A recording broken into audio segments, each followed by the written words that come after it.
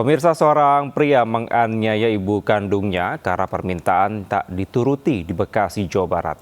Korban yang berusia parubaya mengalami sejumlah luka di bagian tubuhnya.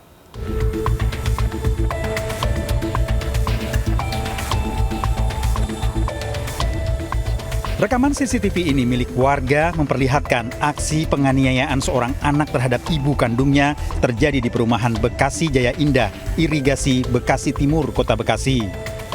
Korban yang berusia paruh baya dipukul berulang kali hingga terjatuh ke lantai di depan rumah. Bahkan pelaku menendang di bagian kepala hingga mengalami luka. Penganiayaan akibat permintaan uang sebesar Rp30.000 tak diberikan karena orang tua tak memiliki uang. Pelaku dengan emosi melakukan aksi penganiayaan. Nanti buat apa ini? Buat main mungkin, dia mungkin. Tapi emang biasa nongkrong, Bu?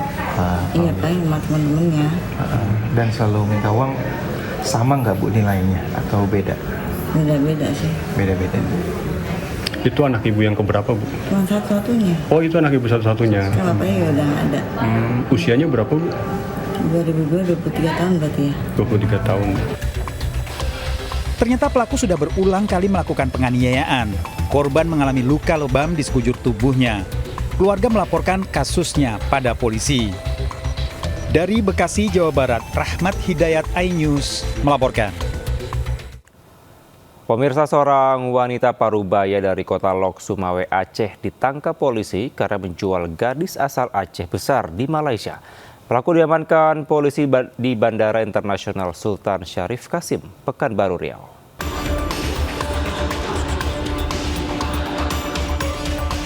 Perempuan ini akan terbang ke Malaysia melalui Bandara Internasional Sultan Syarif Kasim, Pekanbaru Riau. Perempuan ini kemudian ditangkap polisi karena melakukan penjualan seorang gadis di Malaysia.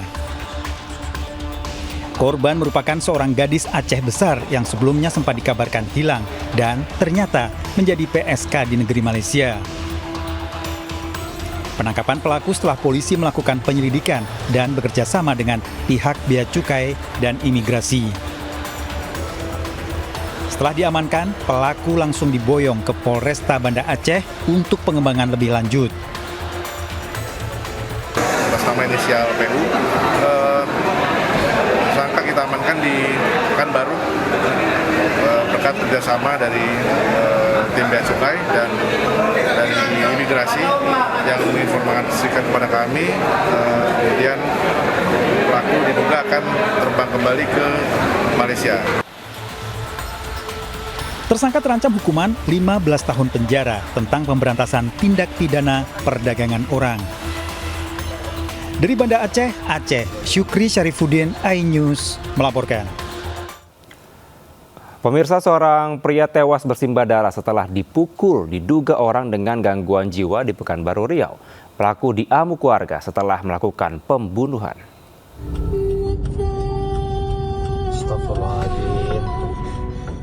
Seorang pria ditemukan tergeletak bersimbah darah di pinggir Jalan Siak 2 Payung Sekaki, Pekanbaru, setelah dipukul berulang kali oleh orang yang diduga dengan gangguan jiwa. Warga sebelumnya tak mengetahui korban berkelahi dan mengetahui telah tewas. Pelaku diamankan warga dan diamuk hingga babak belur. Polisi yang tiba di lokasi mengamankan pelaku, sementara korban yang berasal dari Dumai diotopsi di Rumah Sakit Bayangkara, Riau. Korban baru datang dari Dumai menggunakan bus, setelah turun langsung dikejar oleh pelaku menggunakan kayu.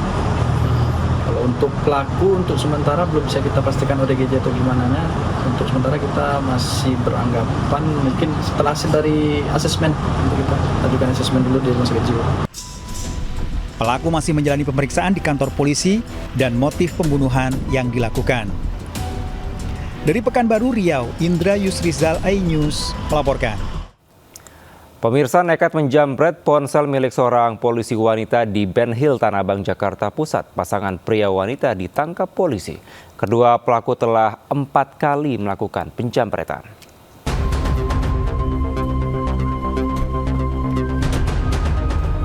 Polisi memburu pelaku penjamretan seorang polwan, pria dan wanita, di kawasan Bendungan Hilir, Tanah Abang, Jakarta Pusat. Sepeda motor pelaku yang terparkir di halaman belakang area pertokoan di kawasan Tanah Abang menjadi petunjuk polisi. Di sudut teras pertokoan, polisi mendapati pelaku tengah tertidur lelap. Meski panik dan sempat meronta, namun pelaku tak mampu berkutik saat dibekuk paksa.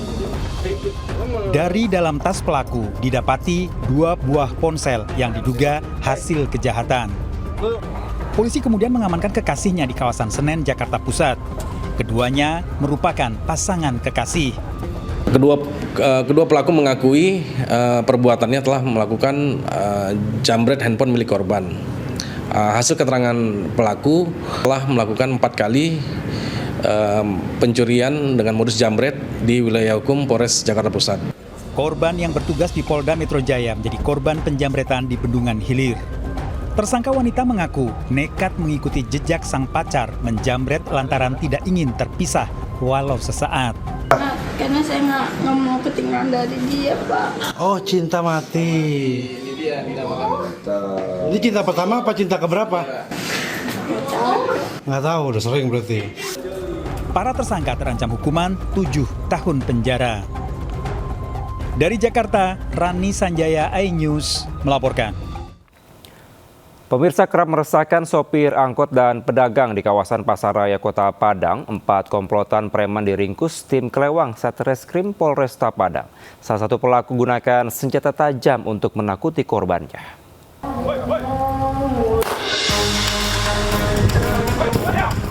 Tim Kelewang Satreskrim Polresta Padang, Sumatera Barat meringkus 4 komplotan preman yang kerap meresahkan warga dengan meminta uang secara paksa kepada sejumlah sopir angkot dan pedagang pasar, mulai dari 2.000 hingga 10.000 per orang sekali mangkal. Petugas menyisir kawasan Pasar Raya yang dikenal sebagai lokasi rawan aksi pembalakan. Satu persatu pelaku yang telah menjadi target operasi segera diamankan. Sempat terjadi ketegangan saat salah satu pelaku mencoba kabur menggunakan sepeda motor. Petugas terpaksa melepaskan tembakan peringatan ke udara. Dari tangan salah satu pelaku, petugas menyita sebilah senjata tajam yang biasa digunakan saat beraksi. Tim berhasil mengamankan 3 orang yang diduga melakukan aksi premanisme berupa cambuk liar terhadap kendaraan roda 2 membawa barang bukti beberapa uang pecahan 10.000 rupiah, hasil dari pungutan liar yang dilakukan pada kendaraan roda 2. Para pelaku kini menjalani pemeriksaan intensif di Mapolresta Padang. Polisi menegaskan operasi pemberantasan premanisme akan terus digelar guna menjamin keamanan dan kenyamanan masyarakat.